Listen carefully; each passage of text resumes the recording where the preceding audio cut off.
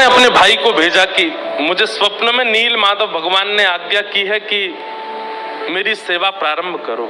बहुत ध्यान से सुनिएगा। नील माधव भगवान सीमित आदिवासियों से अपनी सेवा करा रहे थे, जिसका मार्ग आदिवासी अपने घर वालों को भी नहीं बताते थे। पर्वत पे एक गुफा में नील माधव भगवान बैठे हैं, लेकिन इंद्रद्युम्न राजा के भाई ने जैसे तैसे करके थोड़ा, उसको छल तो नहीं कहेंगे, लेकिन एक योजना बना करके नील माधव भगवान को देख लिया।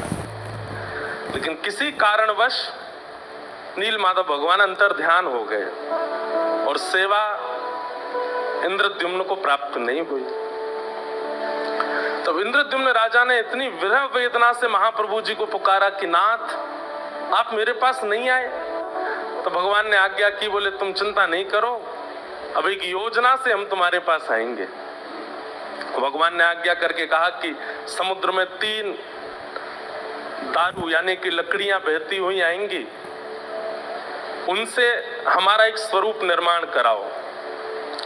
कैसा स्वरूप निर्माण? बोले कि वो उन दारू ब्रह्म को, उन लकड़ियों को कोई और आकृति दे ही नहीं पाएगा। जिसको मैंने चुना हुआ है वही आकृति देगा और वो अपने आप तुम्हारे पास आ जाएगा। I'm already on my bottle. This is my most repurchased sunscreen. This SPF 50.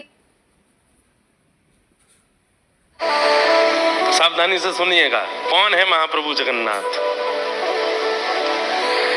तो इंद्रद्युम्न राजा ने गुंडीचा, जहां आज जा रहे हैं महाप्रभु जी, वहीं पर तीनों स्वरूपों को विराजमान किया। बड़े बड़े कारीगरों को बुलाया, बड़े बड़े मूर्तिकारों को बुलाया कि आप ठाकुर जी का स्वरूप बनाओ। मूर्तिकार पूछते कैसा स्वरूप बनाओ? बोले जैसा तुम्हारा मन करे बनाओ। तो कहते हैं मूर्तिकार जब अपने यंत्रों को लेकर के जाते और मूर्ति बनाने की जब चेष्टा करते, तो ऐसी खन आवाज आती मानो जैसे ये लकड़ी नहीं, ये लोहा है। छेनी हथौड़ा टूट के गिर जाते, लेकिन किसी से भी स्वरूप निर्माण हुआ नहीं।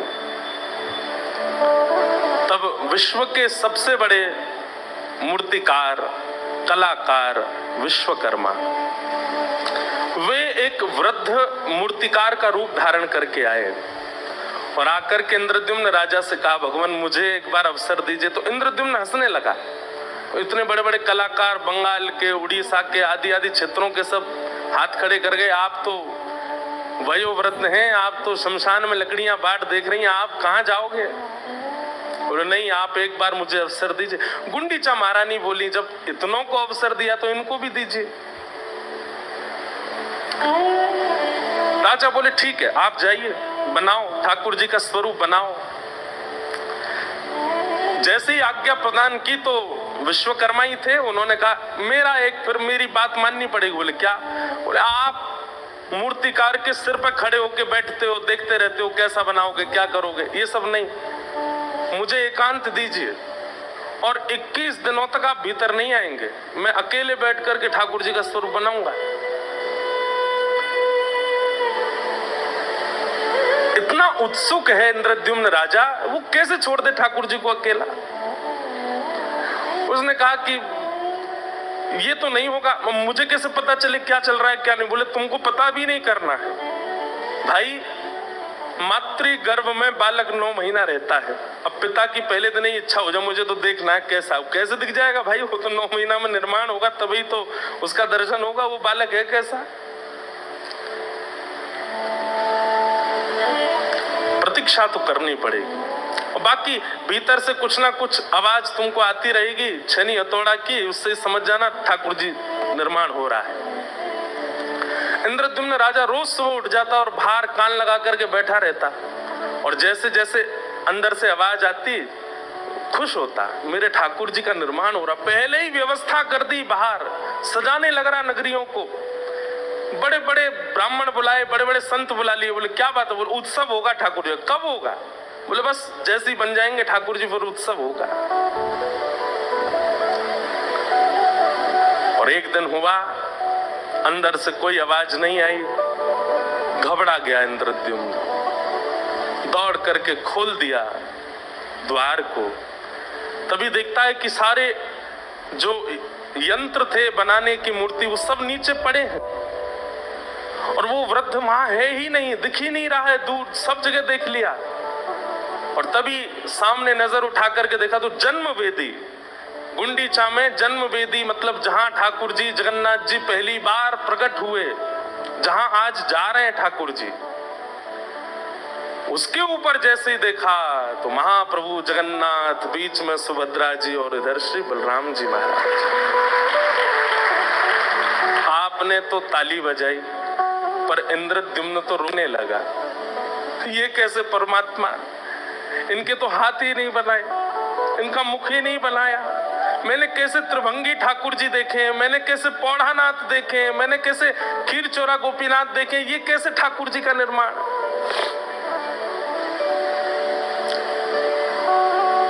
ठाकुर जी का स्वरूप देख करके सह नहीं पाया इंद्रद्युम्न और विरह वेदना में मूर्छित हो गया। और उसी मूर्छा में महाप्रभु जगन्नाथ जी प्रकट होकर के बोले, इंद्रद्युम्न व्याकुल मत हो, ये भी मेरा एक स्वरूप है।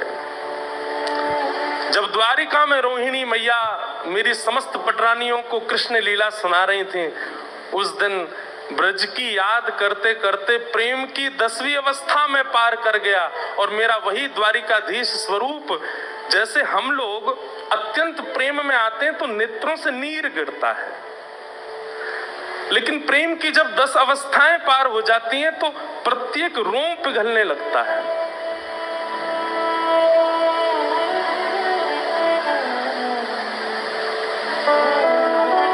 प्रेम की 10 अवस्था होती हैं। हमने एक बार जगन्नाथ रस कथा करी थी तो उसमें ये सब भाव बताए थे। आज मैं सोच रहा था इस सब पर थोड़ा थोड़ा प्रकाश डालेंगे। कौन कौन सी 10 अवस्थाएं होती हैं, बहुत ध्यान से सुनिएगा। प्रेम की पहली अवस्था, प्रतिकूलता भी अच्छी लगती है। किसी को पहली बार जब प्रेम होता है, और मेरी हाथ जोड़ के प्रार्थना, जितने भी युवा बैठे हैं, आजकल के छोरा छोरी वाले प्रेम में मत जाना, उसमें इन सब बातों को मत घटाना, ये ठाकुर जी के संबंध की बातें हैं। हाँ?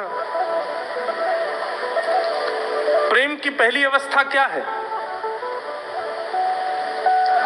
प्रतिकूलता भी प्रिय लगती है।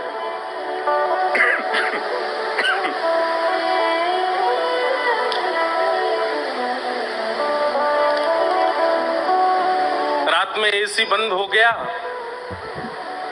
तो भी सो रहे हैं, क्यों? प्रतिकूलता अच्छी लग रही है। रोटी के बिना भी अच्छा लग रहा है, बिना ठंडे पानी के भी मन लग रहा है। मतलब प्रतिकूल अवस्थाएं भी अच्छी लगती हैं जब प्रेम प्रारंभ होता है। इतना उत्सुक है इंद्रद्युम्न राजा, वो कैसे छोड़ दे ठाकुर जी को अकेला। उसने कहा कि ये तो नहीं होगा, मुझे कैसे पता चले क्या चल रहा है क्या नहीं। बोले तुमको पता भी नहीं करना है भाई, मातृ गर्भ में बालक 9 महीना रहता है। अब पिता की पहले दिन ही इच्छा हो जाए मुझे तो देखना है कैसा, कैसे दिख जाएगा भाई, वो तो 9 महीना में निर्माण होगा तभी तो उसका दर्शन होगा, वो बालक है कैसा। प्रतीक्षा तो करनी पड़ेगी। और बाकी भीतर से कुछ ना कुछ आवाज तुमको आती रहेगी छनी हथौड़ा की, उससे समझ जाना ठाकुर जी निर्माण हो रहा है। इंद्रद्युम्न राजा रोज सुबह उठ जाता और बाहर कान लगा करके बैठा रहता, और जैसे जैसे अंदर से आवाज आती खुश होता, मेरे ठाकुर जी का निर्माण हो रहा। पहले ही व्यवस्था कर दी, बाहर सजाने लग रहा नगरियों को, बड़े बड़े ब्राह्मण बुलाए, बड़े बड़े संत बुला लिए। बोले क्या बात है? बोले उत्सव होगा ठाकुर जी। कब होगा? बोले बस जैसे ही बन जाएंगे ठाकुर जी फिर उत्सव होगा। और एक दिन हुआ, अंदर से कोई आवाज नहीं आई, घबरा गया इंद्रद्युम्न, दौड़ करके खोल दिया द्वार को। तभी देखता है कि सारे जो यंत्र थे बनाने की मूर्ति वो सब नीचे पड़े हैं और वो वृद्ध वहां है ही नहीं, दिख ही नहीं रहा है, दूर सब जगह देख लिया। और तभी सामने नजर उठा करके देखा तो जन्म वेदी, गुंडीचा में जन्म वेदी, मतलब जहां ठाकुर जी जगन्नाथ जी पहली बार प्रकट हुए, जहां आज जा रहे हैं ठाकुर जी, उसके ऊपर जैसे ही देखा तो महाप्रभु जगन्नाथ, बीच में सुभद्रा जी और इधर श्री बलराम जी महाराज। आपने तो ताली बजाई पर इंद्रद्युम्न तो रोने लगा। ये कैसे परमात्मा, इनके तो हाथ ही नहीं बनाए, इनका मुख ही नहीं बनाया। मैंने कैसे त्रिभंगी ठाकुर जी देखे, मैंने कैसे पौढ़ानाथ देखे, मैंने कैसे खीर चोरा गोपीनाथ देखे, ये कैसे ठाकुर जी का निर्माण।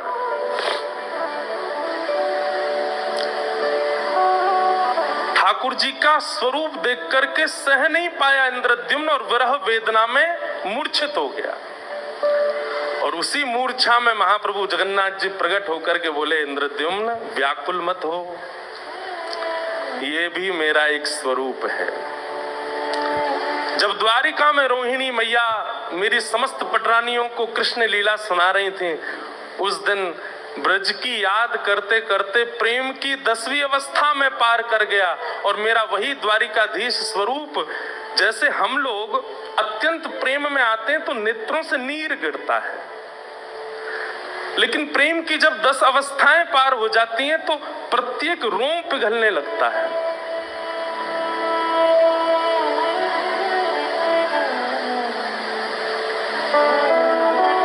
प्रेम की 10 अवस्था होती हैं। हमने एक बार जगन्नाथ रस कथा करी थी तो उसमें ये सब भाव बताए थे। आज मैं सोच रहा था इस सब पर थोड़ा थोड़ा प्रकाश डालेंगे। कौन कौन सी 10 अवस्थाएं होती हैं, बहुत ध्यान से सुनिएगा। प्रेम की पहली अवस्था, प्रतिकूलता भी अच्छी लगती है। किसी को पहली बार जब प्रेम होता है, और मेरी हाथ जोड़ के प्रार्थना, जितने भी युवा बैठे हैं, आजकल के छोरा छोरी वाले प्रेम में मत जाना, उसमें इन सब बातों को मत घटाना। ये ठाकुर जी के संबंध की बातें हैं। हाँ? प्रेम की पहली अवस्था क्या है? प्रतिकूलता भी प्रिय लगती है।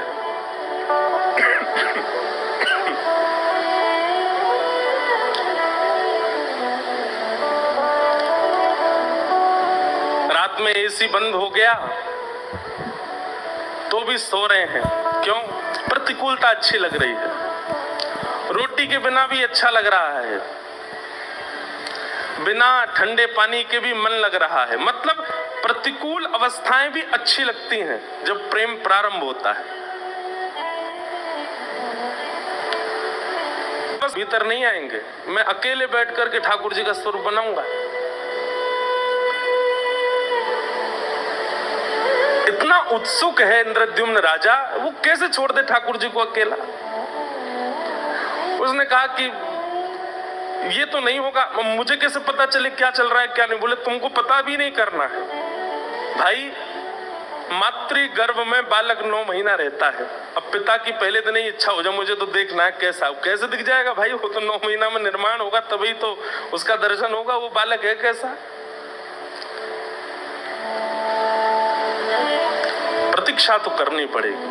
और बाकी भीतर से कुछ ना कुछ आवाज तुमको आती रहेगी, छनी हथौड़ा की, उससे समझ जाना ठाकुर जी निर्माण हो रहा है। इंद्रद्युम्न राजा रोज सुबह उठ जाता और बाहर कान लगा करके बैठा रहता, और जैसे जैसे अंदर से आवाज आती खुश होता, मेरे ठाकुर जी का निर्माण हो रहा। पहले ही व्यवस्था कर दी, बाहर सजाने लग रहा नगरियों को। बड़े बड़े ब्राह्मण बुलाए, बड़े बड़े संत बुला लिए। बोले क्या बात है? बोले उत्सव होगा ठाकुर जी। कब होगा? बोले बस जैसे ही बन जाएंगे ठाकुर जी फिर उत्सव होगा। और एक दिन हुआ, अंदर से कोई आवाज नहीं आई। घबरा गया इंद्रद्युम्न, दौड़ करके खोल दिया द्वार को। तभी देखता है कि सारे जो यंत्र थे बनाने की मूर्ति वो सब नीचे पड़े हैं, और वो वृद्ध वहां है ही नहीं, दिख ही नहीं रहा है। दूर सब जगह देख लिया, और तभी सामने नजर उठा करके देखा तो जन्म वेदी, गुंडीचा में जन्म वेदी, मतलब जहां ठाकुर जी जगन्नाथ जी पहली बार प्रकट हुए, जहां आज जा रहे हैं ठाकुर जी, उसके ऊपर जैसे ही देखा तो महाप्रभु जगन्नाथ, बीच में सुभद्रा जी और इधर श्री बलराम जी महाराज। आपने तो ताली बजाई पर इंद्रद्युम्न तो रोने लगा, ये कैसे परमात्मा, इनके तो हाथ ही नहीं बनाए, इनका मुख ही नहीं बनाया। मैंने कैसे त्रिभंगी ठाकुर जी देखे, मैंने कैसे पौढ़ानाथ देखे, मैंने कैसे खीर चोरा गोपीनाथ देखे, ये कैसे ठाकुर जी का निर्माण।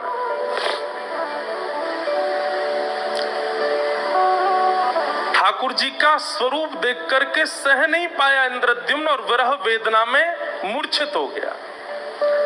और उसी मूर्छा में महाप्रभु जगन्नाथ जी प्रकट होकर के बोले, इंद्रद्युम्न व्याकुल मत हो, ये भी मेरा एक स्वरूप है।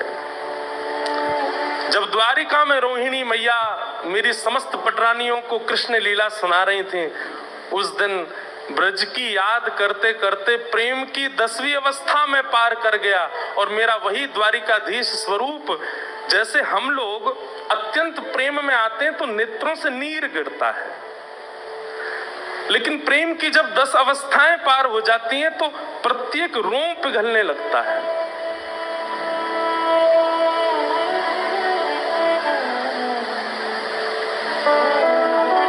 प्रेम की 10 अवस्था होती हैं। हमने एक बार जगन्नाथ रस कथा करी थी तो उसमें ये सब भाव बताए थे। आज मैं सोच रहा था इस सब पर थोड़ा थोड़ा प्रकाश डालेंगे। कौन कौन सी 10 अवस्थाएं होती हैं, बहुत ध्यान से सुनिएगा। प्रेम की पहली अवस्था, प्रतिकूलता भी अच्छी लगती है। किसी को पहली बार जब प्रेम होता है, और मेरी हाथ जोड़ के प्रार्थना, जितने भी युवा बैठे हैं, आजकल के छोरा छोरी वाले प्रेम में मत जाना, उसमें इन सब बातों को मत घटाना, ये ठाकुर जी के संबंध की बातें हैं। हाँ? प्रेम की पहली अवस्था क्या है? प्रतिकूलता भी प्रिय लगती है।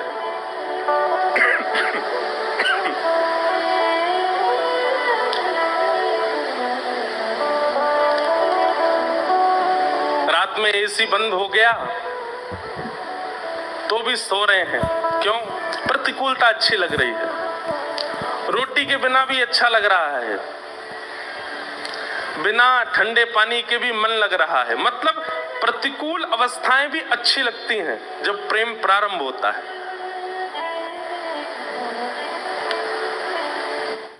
प्रेम की दूसरी अवस्था क्या है? मान, रूठना, मनाना, मुंह फुला लेना, थोड़ा समझाना। ठाकुर जी मान करते हैं। जिसने प्रेम लक्षणा भक्ति से ठाकुर जी की सेवा करी होगी, उससे ठाकुर जी रूठते भी हैं, उसे ठाकुर जी मनाते भी हैं।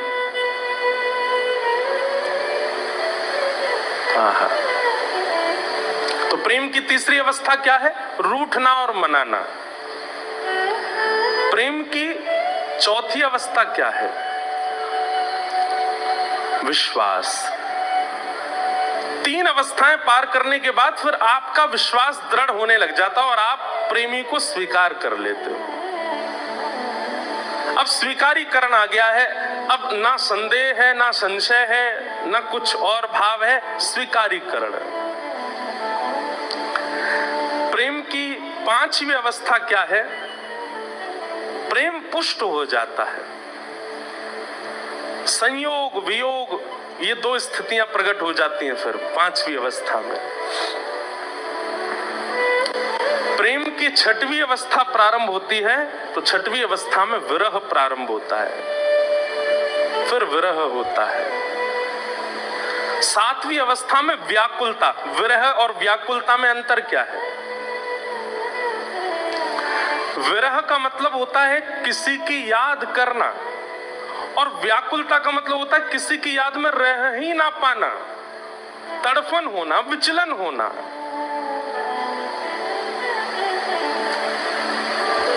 एक होता है कि मुझे जल मिल जाता, जल होता तो मैं पी लेता, थोड़ा गला ठंडा हो जाता। लेकिन एक होता है कि बस भाई अब तो जल ही चाहिए और कुछ नहीं चाहिए।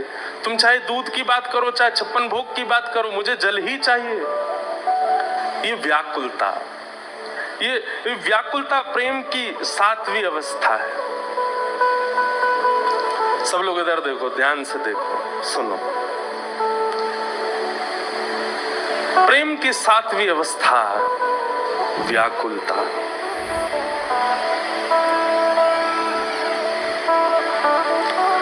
प्रेम की 8वीं अवस्था क्या है? सब में प्रेमी का दर्शन होना, किसी ना किसी भाव में अपने प्रेमी को ही देखना। जित देखूं उतित श्याममयी है। अरे जैसे मीराबाई किसी श्याम वर्ण को देखती थी तो उसके पास चली जाती और देखती रहती। और श्याम वर्ण का व्यक्ति कहता, बोले भाई हमको तो दुनिया नहीं देखती, तुम हमको क्यों देख रहे हो? बोले हम तुमको नहीं देख रहे, हम ये देख रहे हैं कि ठाकुर जी तुम्हारे जैसे सांवरे होंगे। किसी बालक की नटखट अवस्था को देखती मीराबाई तो उसको देख के रोने लग जाती। क्यों? बोले कन्हैया ऐसे ही नाटक करते होंगे, ऐसे ही यशोदा मैया को परेशान करते होंगे। मतलब व्यक्ति विशेष ना दिखना, व्यक्ति की सुंदरता ना दिखना, व्यक्ति के गुण अवगुण ना दिखना, व्यक्ति में दिखने वाली हर स्थिति को अपने प्रेमी से जोड़ के देखना। ये ऐसे हंसता है, ऐसे ही तो वो भी हंसते हैं। ये जैसे चलता है ऐसे वो भी तो चलते हैं। ये जैसे बोलता है ऐसे वो भी तो बोलते हैं। ये प्रेम की 8वीं अवस्था। और प्रेम की 9वीं अवस्था क्या है? जड़ में भी चैतन्य की भ्रांति होना। पेड़ अभी हमें जड़ लगता है कि भाई इसमें प्राण नहीं है, ये बोलेगा नहीं, लेकिन प्रेमी व्यक्ति जब 9वीं अवस्था पार करता है तो वो पेड़ से भी वार्ता करेगा, वो पक्षियों से भी बात करेगा, वो जीव जंतु पशु पक्षियों को भी अपने जैसे बोलने वाला चैतन्य समझ के चर्चा करेगा। और प्रेम की 10वीं अवस्था क्या है? महाभाव श्री जगन्नाथ। एक एक अंग प्रेम विगलित हो जाना, पिघलने लग जाना, जैसे एक मोमबत्ती पिघल जाती है। ये प्रेम की 10 अवस्था है। हम आप सब लोग प्रेम की दूसरी जगन्नाथ रूप प्रकट हुआ। और ये सारी बातें मैं आपको बता रहा हूं, लेकिन इंद्रद्युम्न के स्वप्न में स्वयं जगन्नाथ जी बता रहे हैं, अरे इंद्रद्युम्न, ये स्वरूप को देख करके तुम व्याकुल मत हो। ये मेरा प्रेम विगलित स्वरूप है। ब्रजवासियों की याद में, श्री किशोरी जी की याद में, ब्रज की याद में जो मेरा स्वरूप प्रेम विगलित हुआ, वही जगन्नाथ बन के तुम्हारे पास आया है। अरे तुम सबसे बड़े भाग्यशाली हो। बहुत ध्यान से सुनिएगा हमारी बात। त्रिभंग लली राधा रमण वृंदावन में है, पर त्रिभंग लली स्वरूप ठाकुर जी का गोलोक धाम में भी है। धनुषधारी ठाकुर जी अयोध्या में है, पर धनुषधारी ठाकुर जी साकेत में भी हैं। शंख चक्र गदा पद्मधारी ठाकुर जी दक्षिण में हैं, बद्रीनाथ में हैं, परंतु ये वैकुंठ में भी हैं। लेकिन महाप्रभु जगन्नाथ तो केवल और केवल और केवल इस धरा धरती पर है और कहीं नहीं है। ये जगन्नाथ जी का स्वरूप वैकुंठ में नहीं है, ये जगन्नाथ जी का स्वरूप गोलोक में नहीं है, ये जगन्नाथ जी का स्वरूप साकेत में नहीं है, ये केवल लीलाचल धाम में और कहीं नहीं है। इसलिए लीलाचल धाम की इतनी महिमा है, क्योंकि देवताओं के पास भी त्रिभंग लली स्वरूप तो है, धनुषधारी स्वरूप तो है, शेषशाही स्वरूप तो है, चतुर्भुज स्वरूप तो है, पर जगन्नाथ ये तो केवल हमारे भारत में, ये वैकुंठ में भी नहीं है। और वो स्वरूप रथ यात्रा करते हैं, रथ पर आकर के निकलते हैं सभा के बीच से। और ऐसे महाराज, जैसे आज सुबह मैं देख रहा था जब महाप्रभु जी उतर के आ रहे थे अपने श्री मंदिर से, तो मेरे मन में एक भावना आई, गलती हो जाए तो क्षमा। ऐसा लग रहा था महाप्रभु जी को देख के जैसे कोई हाथी मतवाला हो गया हो और हजारों महावत उसको संभाल रहे हो, फिर भी उनके चंगुल से निकल करके अपने भक्तों के पास जाने को आतुर हो रहे हो। ऐसे महाप्रभु जी लग रहे थे, जैसे कोई हाथी मतवाला हो गया हो, अब अनकंट्रोल्ड हो गए हैं।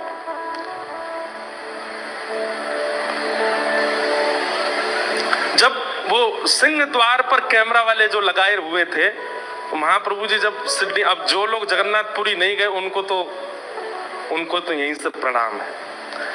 और जगन्नाथपुरी गए कितने लोग हैं? हाथ ऊपर करो।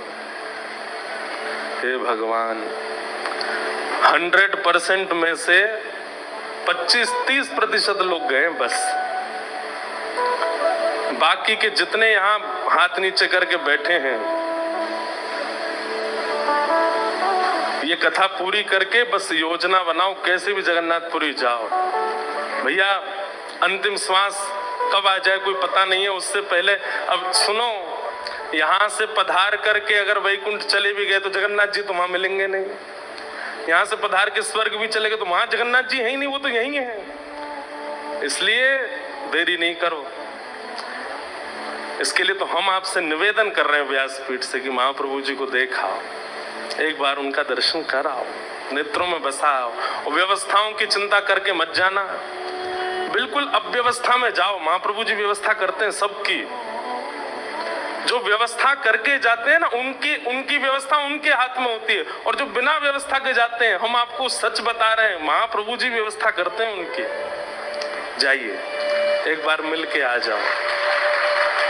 साक्षात श्री कृष्ण यदि धराधाम पर कहीं है तो लीलाचल धाम में है, वो जगन्नाथ महाप्रभु। उनको आप कहेंगे तो क्या राधारमण जी नहीं है, तो बिहारी जी नहीं है, बद्रीनाथ भगवान नहीं है? ये भी है, पर इनमें श्री कृष्ण का अनुभव करने के लिए आपको बहुत पवित्र होना पड़ेगा। साधन से, नाम से, गुरु कृपा से, स्वाध्याय से, जप से, तप से, तब जाकर के इन क्षेत्रों में आप कृष्ण को अनुभव कर पाओगे। लेकिन आप जैसे हो वैसे चले जाओ, लीलाचल में जो जगन्नाथ है वो आपको कृष्ण ही दिखेंगे, वो वैसे ही है। उनके लिए कोई साधन करने, वो कलिकाल के ठाकुर हैं। कलयुग में जो सबसे ज्यादा सारे उसने दुर्गुण अपना रखे हो, वो भी आ जाओ, महाप्रभु जी उसको भी गले लगाते हैं। आप जैसे समय मिले, जितने लोगों ने हाथ नहीं खड़े किए सब जाना। हम तो यहाँ से कथा पूरी करते ही जा रहे हैं जगन्नाथपुरी। 2-3 दिन मिल रहे हैं हमको, बीच में सीधे जाएंगे ठाकुर जी की पहुंडी यात्रा और गुंडीचा मंदिर में ठाकुर जी का दर्शन करके फिर आएंगे वृंदावन, गुरु पूर्णिमा उत्सव। तो भगवान ने इंद्रद्युम्न को आज्ञा की, बोले अरे पगले, तू पागल, तू क्या मूर्छित होके गिर गया? ये स्वरूप केवल तेरे पास है, ये वैकुंठ में भी नहीं है। क्या नाम है? नयन उत्सव। आपको पूरी यात्रा में केवल 2 नयन ही दिखेंगे और कुछ नहीं दिखेगा। इसलिए इस उत्सव का नाम ही है नयन उत्सव। महाप्रभु जी के आपको किलोमीटरों दूर से भी रथ को देखेंगे, और रथ के भीतर जब झांक के देखेंगे तो पंडा पुजारियों के मुंड दिख रहे होंगे, किसी के शरीर दिख रहे होंगे, पर आपको महाप्रभु जी दिखे चाहे नहीं दे, नयन जरूर दिख जाएंगे। इसलिए इस उत्सव का नाम है नयन उत्सव। आपके और उनके नयन ही मिलेंगे, इसलिए इसका नाम ये नयन उत्सव है। स्नान पूर्णिमा का दिन था, जिस दिन महाप्रभु जी का रूप प्रकट हुआ। कलशों से स्नान कराया गया। ठाकुर जी बीमार पड़ गए, स्नान करते ही ठाकुर जी बीमार हो गए। फिर उसके बाद कुछ दिन तक ठाकुर जी चिकित्सा लेते हैं, और फिर आज द्वितीया के दिन महाप्रभु जी रथ में विराजमान होके गुंडीचा जाते हैं। अब इसके पीछे लीला क्या है?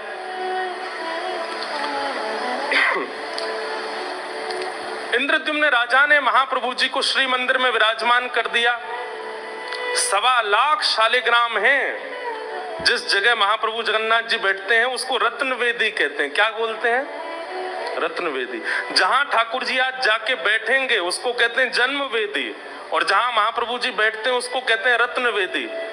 पूरे विश्व में ऐसे रत्न खोजने से नहीं मिलेंगे जो रत्न उस रत्न वेदी के भीतर हैं, जहां महाप्रभु जी बैठते हैं। और 1.25 लाख शालिग्राम विराजमान है। साक्षात वैकुंठ ही है वो। वहां ठाकुर जी विराजमान हो गए। इंद्रद्युम्न राजा खूब सेवा करता था। एक दिन महाप्रभु जी बोले, हम तुम्हारी सेवा से बड़े प्रसन्न हैं, कुछ मांगो। तो इंद्रद्युम्न राजा ने एक वरदान मांगा कि हे नाथ, मेरा वंश आगे ना बढ़े। एक और बात, इंद्रद्युम्न राजा ने राज पदवी को त्याग पत्र दे दिया, अपनी राज पदवी भी छोड़ दी, महाप्रभु की सेवा में लग गए। बोले अब कौन है राजा? बोले लीलाचल धाम के राजा यही हैं। और एक बात कहें, बिना मुकुट के राजा। पहले ऐसे राजा हैं जो मुकुट ही नहीं पहनते, आज के दिन बस उस सीख का एक मुकुट पहनते हैं ठाकुर जी, तिली मुकुट पहनते हैं, बाकी मुकुट नहीं पहनते, बिना मुकुट के राजा है। इंद्रद्युम्न ने इन्हीं को राजा बना दिया और कहा कि मेरा वंश आगे ना बढ़े। तो महाप्रभु जी बोले, वंश क्यों ना बढ़े? बोले क्योंकि प्रभु ऐसा देखा गया है कि संपत्तिवान खानदान में जब बालक जन्म लेते हैं ना, तो आगे चल के संपत्ति का दुरुपयोग करते हैं। एक तो मैं वैसे ही राजा हूं, मेरी इतनी संपत्ति, ऊपर से आप भी आ गए तो और संपत्ति बढ़ेगी, कहीं बालक दुरुपयोग कर ना दें उसका, इसलिए मैं चाहता हूं बस मैं ही अंतिम रहूं। महाप्रभु जी बोले ठीक है। थोड़ी देर बाद गुंडीचा मैया आई। महाप्रभु जी ने उनसे भी कहा, बोले हम तुम दोनों से बहुत प्रसन्न है, हम राजा से तो मिल लिए, अब तुम बताओ तुमको क्या चाहिए? तो गुंडीचा मैया कहती, एक पुत्र हो जाए, ऐसी कृपा कर दो। महाप्रभु जगन्नाथ जी बोले, वाह, पति बोल के गया कि वंश ही आगे नहीं बढ़े और पत्नी कह रही एक पुत्र हो जाए। इंद्रद्युम्न राजा आ गए, महाप्रभु जी चिंता में बैठे हैं। बोले जय जय, कैसे आप इतने उदास क्यों हैं? बोले कि हम बड़ी दुविधा में हैं, तुमने कहा कि वंश आगे ना बढ़े और ये कह रही है एक पुत्र हो जाए। इंद्रद्युम्न तो नाराज हो गया गुंडीचा पे, तुमने महाप्रभु जी से संतान क्यों मांगी, संसार क्यों मांगा? महाप्रभु जी बोले, तुम लोग बाद में लड़ना, पहले मेरी शंका का समाधान करो, मैं क्या करूं अब? ऐसे कैसे होगा? पति चाहता, पति नहीं चाहता, पत्नी चाहती है संतान, कैसे हम दे दें आपको? थोड़ी देर बाद महाप्रभु जी मुस्कुराने लगे। गुंडीचा मैया बोली, जय जय, क्या आज्ञा है? बोले आज्ञा ये है कि अब आज से मैया हम ही आपके पुत्र हैं, आप हमें ही अपना बेटा मान लो, हम ही आपके पुत्र हैं। गुंडीचा मैया बोली, आप तो भगवान बन के बैठे हो श्री मंदिर में, और बालक को तो गोद में खिलाने का सुख होता है, बालक को तो दूध पिलाने का सुख होता है, बालक के साथ खेलने का सुख होता है।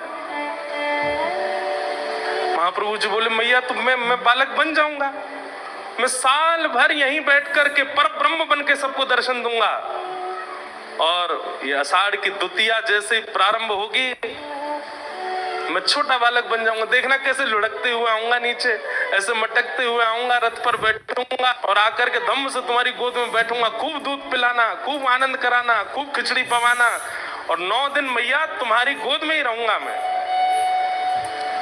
इसलिए आज ठाकुर जी बालक बन गए हैं, इसलिए बालकों की तरह झूम रहे हैं, बालकों की तरह आनंद कर रहे हैं। बंधुओं, 3.5 करोड़ तीर्थों के दर्शन करने की सामर्थ्य इस समय पृथ्वी में किसी में नहीं है। सारे तीर्थ जितने हैं पृथ्वी पर, उनके दर्शन करने की सामर्थ्य किसी मानव में नहीं है। लेकिन स्कंद पुराण में श्री वेदव्यास जी महाराज कहते हैं, गुंडीचा यात्रा के बाद जब महाप्रभु जी जन्म वेदी पर अभी जहां विराजेंगे, इन 9 दिनों के अंदर महाप्रभु जी का दर्शन यदि एक झलक भी कोई व्यक्ति पालेगा तो उसको 3.5 करोड़ तीर्थों के दर्शन का पुण्य प्राप्त हो जाएगा। ऐसे महाप्रभु आई कि मैं नंद रानी यशोदा से मिलने जाऊं, और यशोदा मैया के मन में आई कि मैं कौशल्या से मिलने जाऊं। अब दोनों के लाला लाडले छोड़ते हैं नहीं एक दूसरे को। आज जैसे ही मैयाओं ने अपने अपने लाला का श्रृंगार किया, दोनों बिल्कुल एक जैसे लग रहे हैं, और तभी दोनों मैया निकली अपने अपने भवन से। वहां यशोदा मैया के मन में आई कि मैं कौशल्या जी से मिलने जाऊं, और उसी समय इनके मन में भी आई है। लेकिन बीच रास्ते में दोनों माताएं मिल गई। दोनों के गोद में श्याम बैठे हैं, एक के घनश्याम, एक के रामश्याम, एक जैसे हैं बिल्कुल, आंखें भी एक जैसी, नाक भी एक जैसी, होठ भी एक जैसे, गाल भी एक जैसे, दांत भी 4 ही हैं दोनों के। बस अंतर एक है, आपको पता है, मोर पंख कभी कभी राम जी भी पहनते हैं, मोर पिच कभी कभी राम जी भी धारण करते हैं। अंतर केवल एक है, क्या? इनके नयन गंभीर हैं, राम जी के नेत्रों में थोड़ी गंभीरता है, और इनके चपल विशेष, और ठाकुर जी के नेत्रों में थोड़ी चंचलता है, और हरकतें भी सीधे स्थिर बैठते नहीं है ठाकुर जी, कभी हाथ हिलाते रहेंगे, कभी पैर चलाते रहेंगे, कभी कुछ। पिताजी करिए, अरे कोकिल फिर क्या हुआ बताओ ना। बोले फिर तो वो हुआ। बोले क्या हुआ? जिसने आनंद ही भर दिया। बोले कैसे? कौशल्या मैया ठाकुर जी श्री कृष्ण को ले गई और यशोदा मैया राम जी को ले गई। दोनों बालक भूल गई एक दूसरे के, बालक अदला बदली हो गए, चले गए। सीता जी इतनी प्रसन्न हो रही है सुन के। फिर क्या हुआ? बोले फिर राम जी आ गए गोलोक धाम में और श्री कृष्ण पहुंच गए साकेत धाम में। आप सब समझ रहे हैं ना लीला? ये पृथ्वी की लीला नहीं है, ये गोलोक, नित्य गोलोक धाम में ठाकुर जी छोटे ही रहते हैं। नित्य साकेत धाम में राम जी की लीलाएं चलती रहती हैं। ये अयोध्या और वृंदावन गोलोक और साकेत ही है।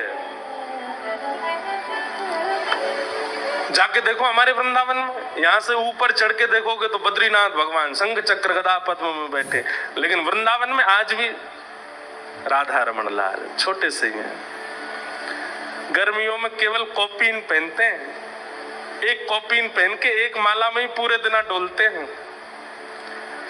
इतना मॉडर्न जमाना आ गया, लेकिन आज भी ठाकुर जी के वस्त्र छोटे ही छोटे रहते हैं गर्मियों में। और सर्दियों में इतना जाड़ा लगता है इनको कि महाराज कान भी ढक लेते हैं, सिर भी ढक लेते हैं, इधर से भी ढक लेते हैं, नीचे अंगीठी जला के और बैठते हैं। क्यों? वहां लाला छोटे ही हैं। अयोध्या में राम लला ही है, राम भगवान नहीं है, वहां लाला ही है।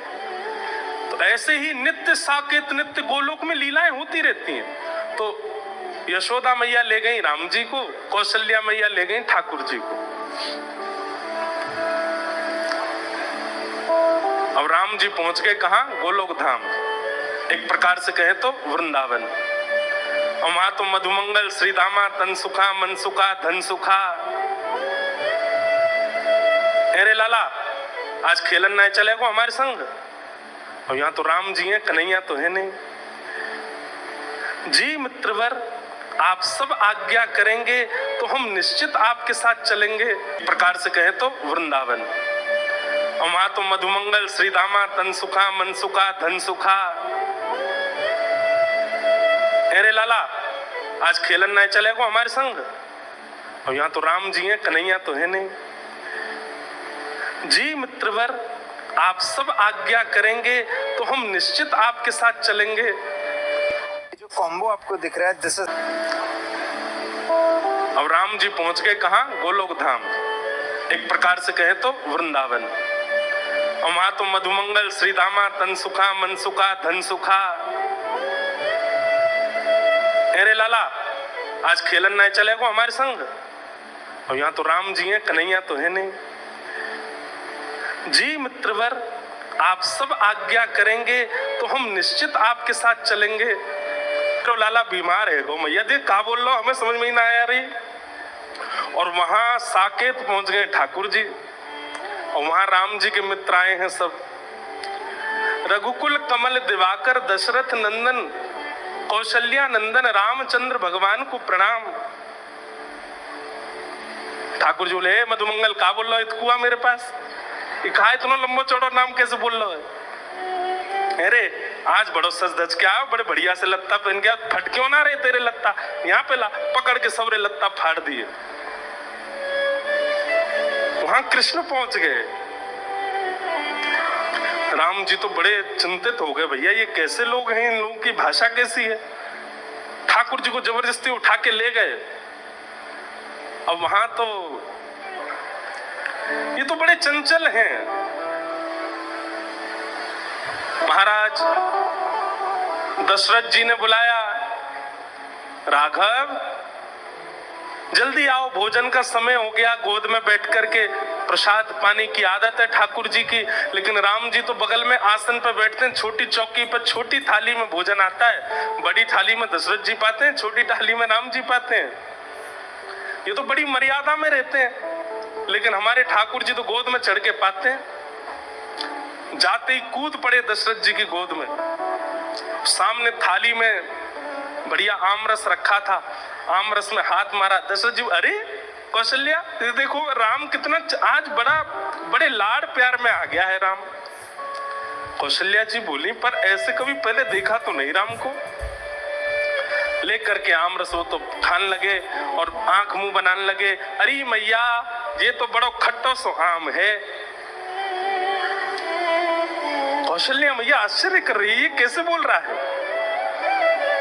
अब कहाँ करूं, आम तो मुंह पे खबनाए रहे हो, ये आम रस तो मुंह पे ना खबरो। तो आम रस लेकर के दशरथ जी की दाढ़ी से लगा दियो।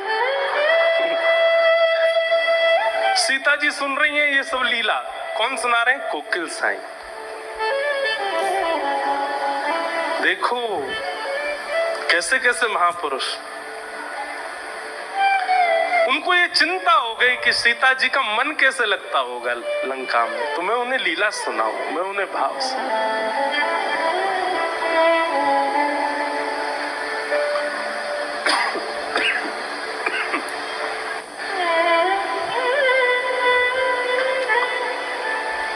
और वहां राम जी की हालत,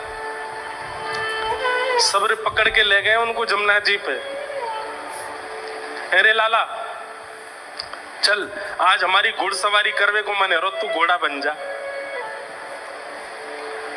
राम जी हाथ जोड़, जी प्रिय मित्र, मैं महाराज दशरथ से कहकर के घोड़ा मंगवाता हूं। मधुमंगल जी राम बोली, लाला तेरी एक तो वाणी कछु है गयो है, हमें तो ने को उरास ना यारो। अरे कहाँ कह रहा, कहाँ तो घोड़ा मंगवा, तू ही बन जा घोड़ा। राम जी को घोड़ा बना दिया, मधुमंगल सीधा में सब बैठ गए ऊपर। ठाकुर जी की दो चोटी बना दी, बोले ये हमारी लगाम है, चल घोड़ा टुक टुक चल। राम जी रोने लगे, हे माँ कौशल्या आप कहाँ हो, ये मैं कहाँ आ गया हूँ। ऐसी स्थिति बन गई। अंत तो गत्वा यशोदा मैया ने सोची, मेरो लाला ऐसो सीधो साधो कैसे है गयो। और वहां कौशल्या मैया सोच रही, हमारा लाला इतना उद्यमी कैसे हो गया। और जैसे ही दोनों के नेत्रों में गंभीरता से देखा, वहां कौशल्या मैया को, अरे ये तो यशोदा जी का लाला है। और यशोदा मैया को पता चली, अरे ये तो कौशल्या जी को लाला, गलती से आ गए घर।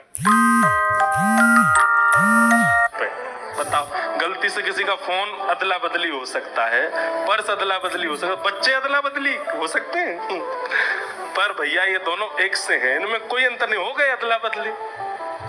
दोनों मैया लालाओं को लेकर के गई, बीच मार्ग में दोनों मिल गई। कौशल्या मैया बोली, अरे बहन देखो तुम्हारो लाला मेरे संग चलो गयो। बोले हाँ आपको भी मेरे संग, लो पकड़ो अपने बंदर को, इतना ऊधम मचावे, पूरी साकेत में ऊधम करके आयो है। यशोदा मैया भी बोली, तुम भी पकड़ो अपने माटी के मथोना है, कछु करे ही ना है, हंसे ना बोले ना, बैठो रे चुपचाप।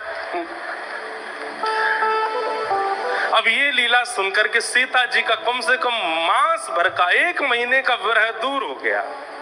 सीता जी इतनी प्रसन्न है। अब ये लीला त्रेता की नहीं है, इस कलिकाल में एक महापुरुष हुए जो नित्य अपनी मानसी में जाते हैं और सीता जी का विरह दूर करके, उनसे सुना नहीं गया, सहा नहीं गया कि सीता जी को विरह कैसे हो सकता है। पवाओ गुलाब जामुन पवाओ, और कोई जरूरत आपको नहीं, आपके ठाकुर जी का दर्शन। अच्छा रुको, दक्षिणा दो, वस्त्र दो, आभूषण दो, जो चाहिए सब ले लो। और अंत में कहते ठाकुर जी का दर्शन नहीं कराएंगे। बोले आपने इतना सब कुछ क्यों दिया? बोले इसलिए दिया कि कुछ ठाकुर जी से मांगना नहीं, जो चाहिए मुझसे ले जाओ, हमारे ठाकुर जी से कुछ मत मांगना, उनको संकोच में मत डालना।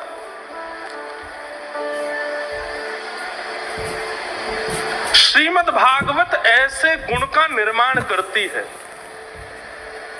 हमारी सोच, हमारी विचार, हमारी स्थिति अगर भक्ति में उसमें परिवर्तन नहीं आता है तो कथा सुनने का कोई लाभ नहीं है। हम सुनते हैं कि श्री चैतन्य महाप्रभु गुंडीचा मार्जन कर रहे हैं, क्यों? क्योंकि उनके मन में भाव है कि महाप्रभु जी आ रहे हैं, रथ पर बैठ करके वृंदावन को सजाओ। हम सुनते हैं कि श्री कोकिल साईं अपने ठाकुर जी का दर्शन नहीं कराते, क्यों? कि कोई व्यक्ति दुनिया की याचना ना कर ले इनसे। हमारे चित्त में कौन सी भावना प्रकट होती है ठाकुर जी को लेकर? कुछ भी नहीं। और जब तक ये भावना प्रकट ना हो तब तक समझिए कि आपने कथा सुनी नहीं। कथा चित्त को एक भूतपूर्व बना देती है, आपकी विचारधाराओं को, आपकी चित्त वृत्ति को ऐसा बना देती है कि आप कुछ अलग सोचने लगते हैं, आपकी विचारधाराएं कुछ विलग हो जाती हैं।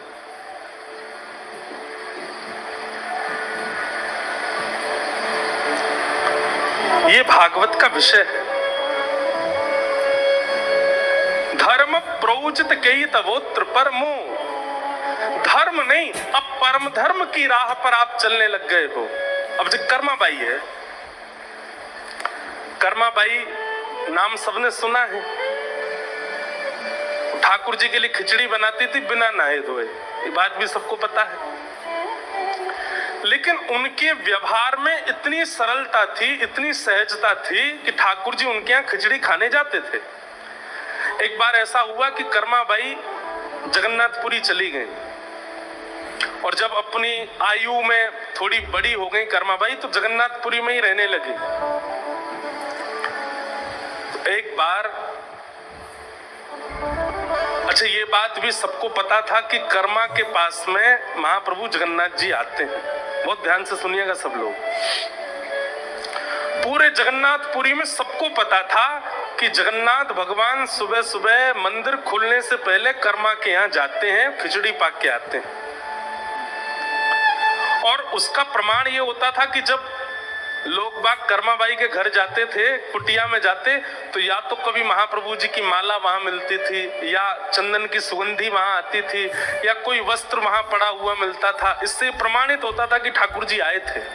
और फिर सब संत जन जाकर के कर्माबाई से पूछते थे, आज ठाकुर जी कैसे आए थे? फिर कर्माबाई सुनाती, आज ऐसे चल के आए थे, आज तो सुभद्रा जी को गोद में उठा के लाए थे, थक गई थी वो, आज तो दाऊ दादा की गोद में कन्हैया और सुभद्रा दोनों बैठ के आए थे।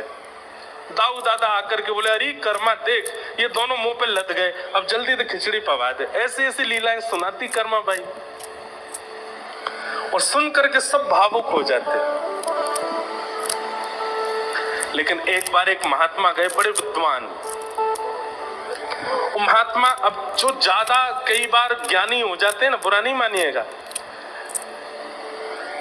ज्ञान होना एक बात होता है, ज्ञान का आवरण होना एक अलग बात होता है। एक होता है धनवान है, और एक है धनवान है नहीं पर दिखा रहे हैं कि हम बहुत धनवान हैं।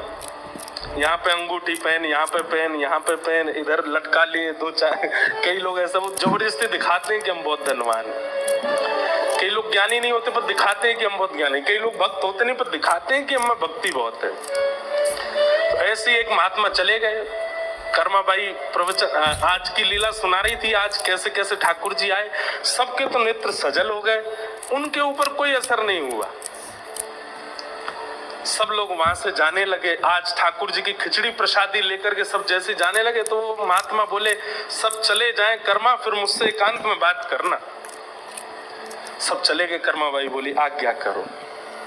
बोले, हमने सुना है तुम नहाती नहीं हो प्रसाद बनाते से पहले। तो अगर आप 25 प्लस हैं तो ये क्रीम आप जरूर यूज करना। ये है प्लिक्स का पोमेग्रेनेट यूथ रिन्यूअल। स्नान नहीं करते? नहीं, ऐसी बात नहीं है। वो बाल्यकाल से महाप्रभु जी को प्रिय लगता है ना, तो मैं वैसे ही बनाती हूँ।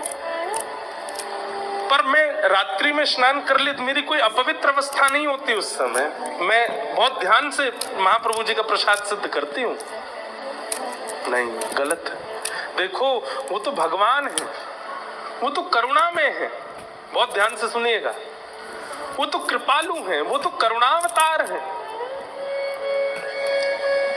वो तो तुम्हारी हर भावना स्वीकार करेंगे, पर तुमको चाहिए कि तुम शास्त्रीय नियम का पालन करो। वो तो परमात्मा है, वो कुछ नहीं बोलेंगे। लेकिन इन सब का तुमको एक बात और बता दूं। बोले, क्या? ये सब तुम्हारे पूर्व जन्म में किए गए पुण्य हैं, जिनके फल से जगन्नाथ जी तुम्हारे यहाँ प्रसाद पाने आते हैं। जिस दिन तुम्हारा पूर्व जन्म का पुण्य नष्ट हो जाएगा, हाथ पे हाथ धरी बैठी रह जाओगी, महाप्रभु जी नहीं आएंगे तुम्हारे पास। कर्माबाई इतनी घबरा गई। नहीं नहीं भगवान, आप आज्ञा करें, मुझे किस नियम का पालन करना है, कैसे करना है, आप जो बताएंगे मैं वैसे करूंगी। महात्मा ने लंबा चौड़ा नियम बता दिए। सुबह उठा करो। उठने के बाद फिर शुद्ध जल में स्नान करो, उसके बाद फिर यहाँ महोदधि समुद्र है, समुद्र में स्नान करो, समुद्र से आने के बाद पूरा शरीर नमकीन हो जाएगा तो एक बार फिर शुद्ध जल से स्नान, 3 बार तो स्नान करो। और स्नान करने के बाद गोपी चंदन घिसो, गोपी चंदन घिस करके ठाकुर जी को अर्पित करो, फिर अपने शीश पर लगाओ। फिर जिस चूल्हे में ठाकुर जी का भोजन बनता है उस चूल्हे में बढ़िया पूजन करो, उस पर पुष्प अर्पण करो, अन्नपूर्णा मैया को प्रणाम करो। फिर अग्निदेव का आवाहन करके अग्नि प्रज्वलित करो, जो कढ़ाई है उस कढ़ाई पर चंदन लेपन करो चारों ओर, और उसके बाद उसमें जो अन्न पधराओ उस समय सुंदर वैदिक मंत्रों का उच्चारण करो। फिर उसमें नमक डालते समय राम रस भगवान को प्रणाम करो। फिर इनको इतना नियम बता दिया कर्मा बाई को, और तब खिचड़ी बना के पवाना ठाकुर जी को। कर्मा बाई बोली जो आज्ञा मैं करूंगी ऐसा ही करूंगी। दूसरे दिन कर्मा बाई उठी, पहले तो घर में स्नान किया। अच्छा, स्नान का भी नियम है, ब्रह्म मुहूर्त से पहले देव नदियों में और या फिर समुद्र में स्नान करना निषेध है। ब्रह्म मुहूर्त से पहले यानी कि सुबह के 3:45 से पहले स्नान नहीं करना चाहिए देव नदियों में या समुद्र में।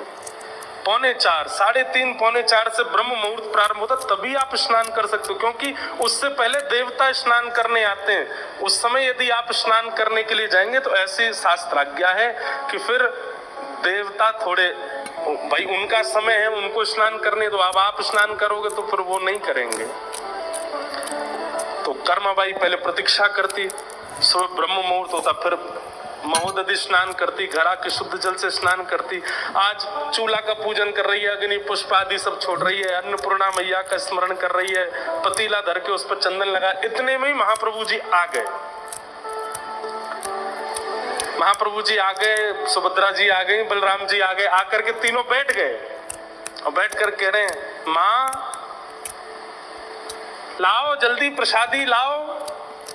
कर्मा भाई बोलो रुक जा रुक जा रुक जा, अभी कढ़ाई का पूजन चल रहा है। ठाकुर जी बोले हैं ये क्या हो रहा है, कढ़ाई का पूजन?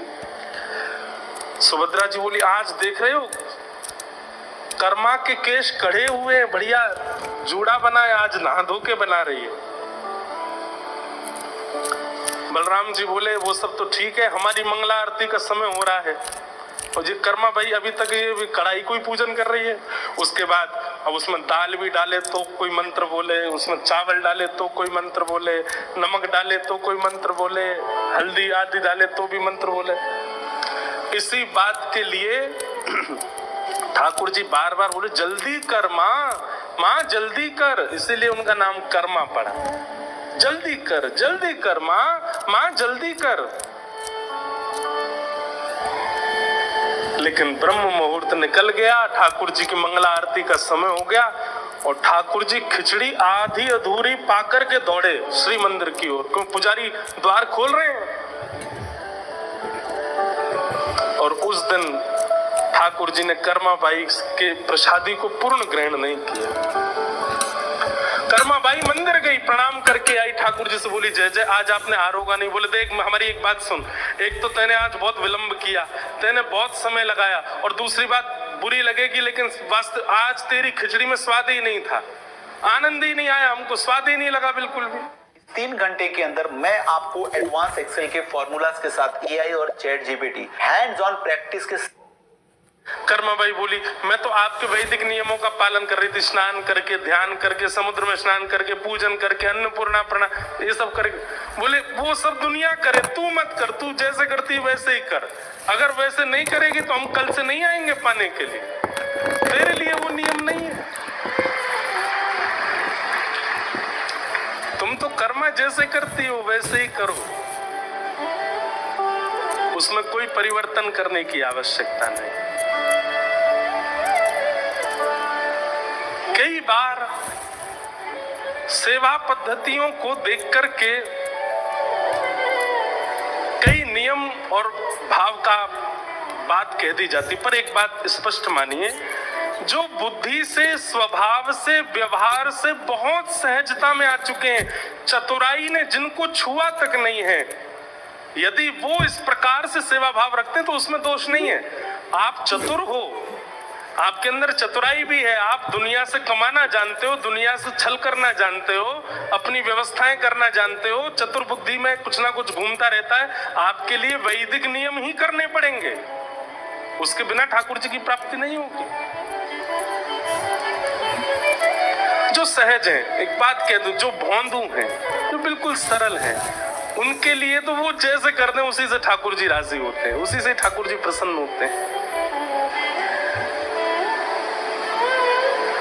तो चाहे कर्माबाई हो, चाहे चैतन्य महाप्रभु हो, चाहे जिन जिन आचार्यों का और रसिकों का हम नाम बोल रहे हैं, ये सब हो, ये सब कौन है? ये धार्मिक नहीं है, ये परम धार्मिक है, परम धर्म। और ये भागवत जी ही सिखाती हैं। श्री प्रकाशानंद जी ये कौन है? हमारे श्री राधारमण लाल जी को जिन्होंने प्रकट किया, ऐसे श्री गोपाल भट्ट गोस्वामी जी के खास चाचा प्रकाशानंद जी। दक्षिण भारत में आप निवास करते थे, लेकिन अपनी विद्वत्ता के कारण काशी आ गए। बहुत ध्यान से सुनिएगा। तो एक बार दक्षिण से कोई गया था काशी, तो प्रकाशानंद जी ने पूछा, तुम कहां से आए हो? बोले, हम दक्षिण आपके घर के पड़ोस से ही आए। अच्छा, घर पे सब लोग कैसे हैं? बोले, हमारे बड़े भैया कैसे हैं? बोले, बहुत अच्छे हैं। और परिवार के सब लोग कैसे? अच्छा, बड़े भैया का जो बेटा है गोपाल भट्ट, वो कैसा है? बोले कि महाराज सब बहुत अच्छे हैं, लेकिन आपके घर में एक दुविधा हुई है। बोले, क्या? कुछ दिन पहले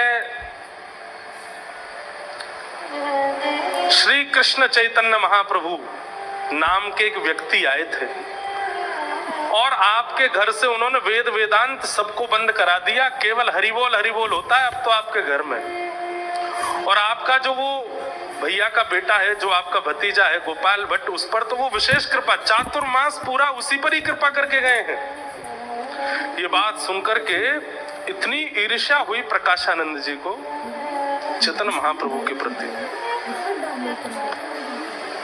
बोले, मुझे जिस दिन मिलेगा मैं इसको अच्छे से बताऊंगा कि क्या कहते हैं, धर्म किसे कहते हैं, शास्त्र किसे कहते हैं। इतनी ईर्ष्या करने लगे उनके प्रति। जगन्नाथपुरी में सार्वभौम भट्टाचार्य जी को जब चैतन्य महाप्रभु ने अपना अनुगत्य बना लिया, तो ये बात सुनकर के प्रकाशानंद जी और ज्यादा ईर्ष्यालु हो गए, क्योंकि सार्वभौम भट्टाचार्य जी तो और भी ज्यादा विद्वान हैं और चैतन्य महाप्रभु को उन्होंने अपना शिष्य बना लिया। तो प्रकाशानंद जी कहते हैं कि इन पर कोई भक्ति नहीं है, इन पर कोई ज्ञान नहीं है, जादूगर है। ये अपने जादू से सबको अपना बना लेता है।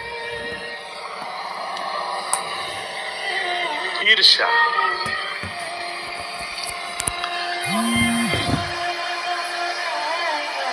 लेकिन एक समय आया,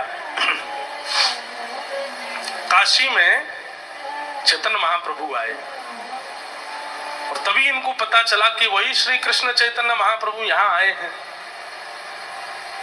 तो उन्होंने मिलने का खूब भाव रखा, लेकिन महाप्रभु जी कहीं जाते नहीं थे। लेकिन एक बहुत बड़ी सभा हुई और उस सभा में शिष्यों ने कैसे भी करके महाप्रभु जी को बुलाया। महाराज, श्री चैतन्य महाप्रभु जैसे ही उस सभा में आए, अब कोई उस समय पे फोटो तो होते नहीं थे कि पहले से पता हो कि ये कौन है। महाप्रभु जी के रूप को देख करके, उनके नेत्रों को देख करके, उनके भाव भंगिमा को देख करके और जिस भावावेश में वो रहते थे उसको देख करके सबसे पहले नतमस्तक होने वाला उस सभा में कोई था, वो Prakashanand. This video is strictly for all those women and girls who want to do a lot in their life. They want to become independent and achieve lot of things in their life. हमने आपके लिए launch किया है। महाप्रभु जी आए और आकर के वहां बैठ गए जहां सबकी पादुकाएं रखी थी।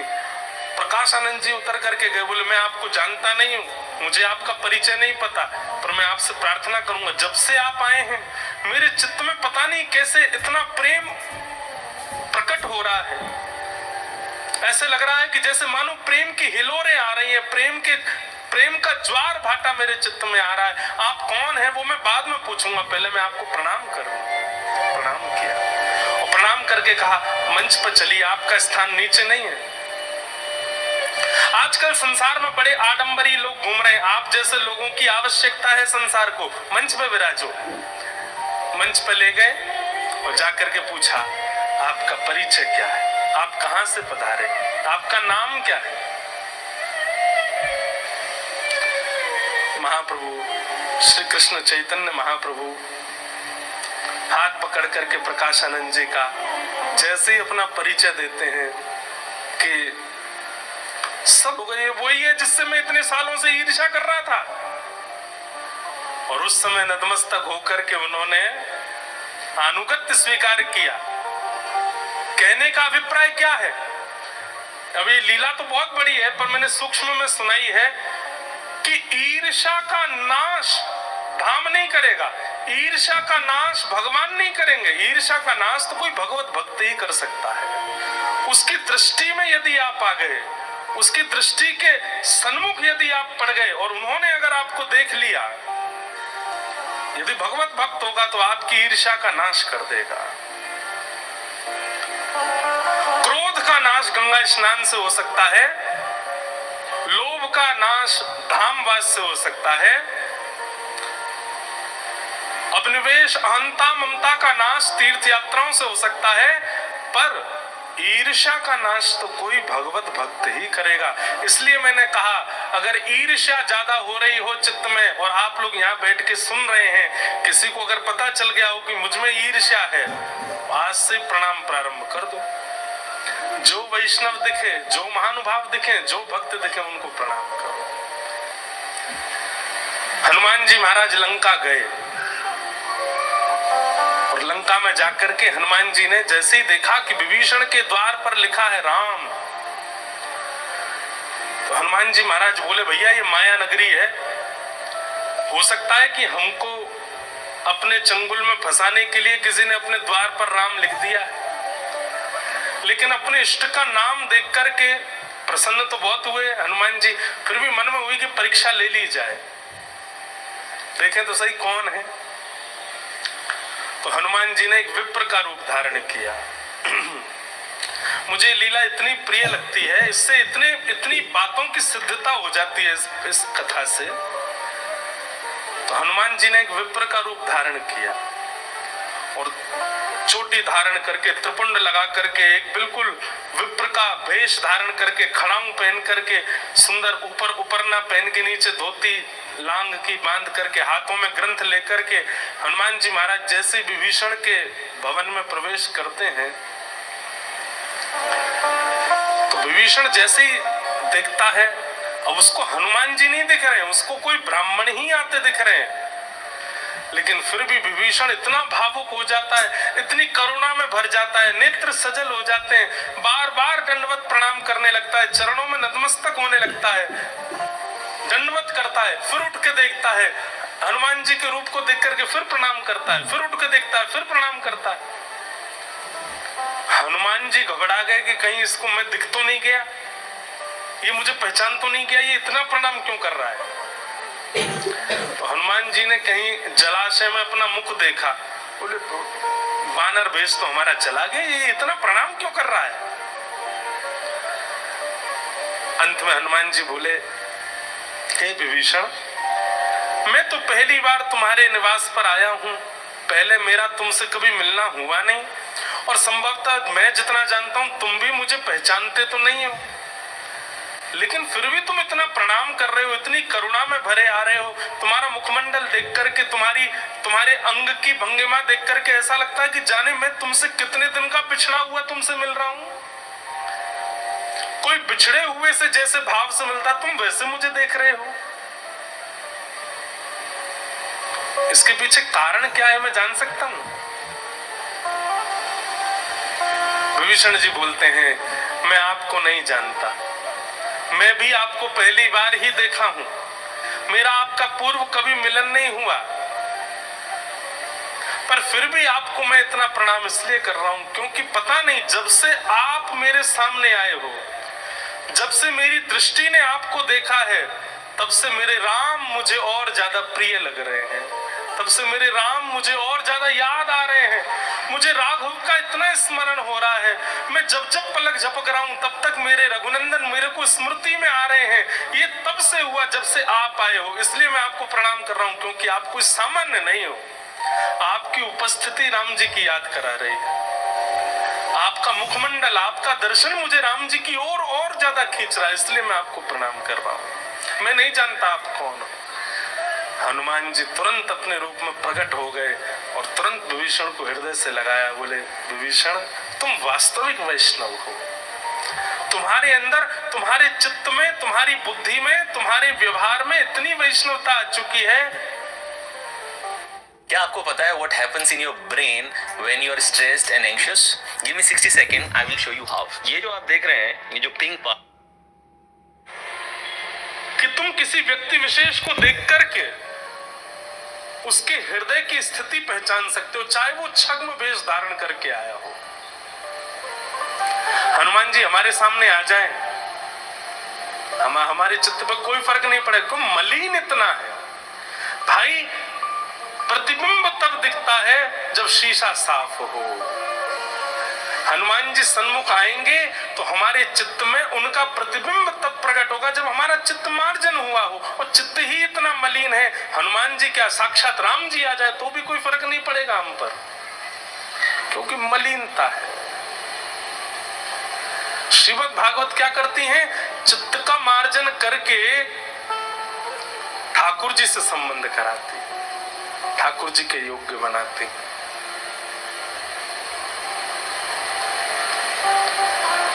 और जब श्रीमद् भागवत का आश्रय लेकर के आप ठाकुर जी के सन्मुख जाओगे तो स्वतः मुख से निकल पड़ेंगे भाव। गिरधर छवि पे अटक्यो मेरो मन, गिरधर छवि पे अटक्यो मेरो, गिरधर छवि पे अटक्यो मेरो मन, गिरधर छवि पे अटक्यो मेरो, सजल श्याम घन वरण लीन है, सजल श्याम घन वरण लीन है, सजल श्याम घन वरण लीन है, सजल श्याम घन वरण लीन है। फिर चित अनंत न भटक्यो,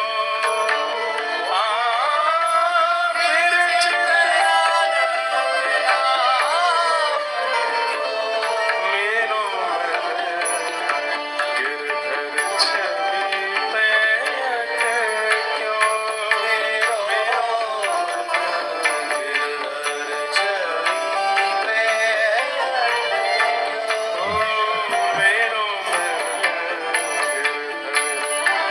छवि पे अटक्यो मेरो मन, गिरधर छवि पे अटक्यो। एक वैश्या का भाव कृष्णदास जी गा रहे हैं। एक वैश्या जिसने जीवन भर केवल विक्रय किया है अपने भाव का, स्वभाव का, तन का, केवल जनरंजन के लिए जिसने अपना जीवन व्यतीत किया है, उस वैश्या पर जाकर के कृपा कर देते हैं कृष्णदास जी। उसका स्वर सुन के, उसका नृत्य देख करके कृष्णदास जी के मन में आ जाता है कि अगर ये अपने गुण से परमात्मा को रिझावे, श्रीनाथ जी को रिझावे, तो उसको ठाकुर जी प्राप्त हो जाएंगे। और ले जाते हैं उस वैश्या को गिरिराज जी अपने साथ। ये कहकर के नहीं लेके गए कि तुझे मंदिर में नृत्य करना है, ये कहकर के नहीं गए कि श्रीनाथ जी के सन्मुख नृत्य करना है, बल्कि ऐसा कह के गए, हमारे सेठ जी बड़े उदार हैं, उनके सामने नृत्य करेगी तो वो तुझे धन से माला माल कर देंगे। वैश्या के मन में आया कि कोई इतना बड़ा सेठ जो मुझे इतना धन दे दे कि अब जीवन में मुझे कहीं और नृत्य ना करना पड़े। कृष्णदास जी बोले ऐसे ही सेठ हैं हमारे, वो इतना धन देंगे कि किसी और के आगे तुझे नृत्य करना नहीं पड़ेगा, वो तेरा अंतिम नृत्य होगा। चल सज के सब तैयार होकर के गई है वो वैश्या, श्रीनाथ जी के मंदिर में खड़ी है, कपाट लगे हैं श्री जी बाबा के। कृष्णदास जी की ओर देखती है, कहाँ है आपके सेठ जी? बोले अभी भोजन रोक रहे हैं, अभी पर्दा खुलेगा तब दिखेंगे। और जैसे ही पर्दा खुलता है वह गिरधर छवि सामने, एक भुजा ऊपर दूसरी भुजा कमर पर, नीचे नेत्र है, सुंदर सिर पर पाग पहनी है, गले में दुमाल धारण करी है। ऐसा अद्भुत स्वरूप देख करके वो वैश्या देखती रह गई ठाकुर जी को। कृष्णदास जी की बात मन में चलने लगी कि उनके सामने नृत्य कर देगी तो दुनिया में तेरे नृत्य सब जगह से बंद करा देंगे, वो इतना धन दे देंगे कि और कहीं जाना नहीं पड़ेगा। समझ गई वो, उसे याद आ गई कृष्णदास जी की बात कि कृष्णदास जी कह रहे थे इनके सामने नृत्य कर दूंगी तो फिर कहीं और जाना नहीं पड़ेगा।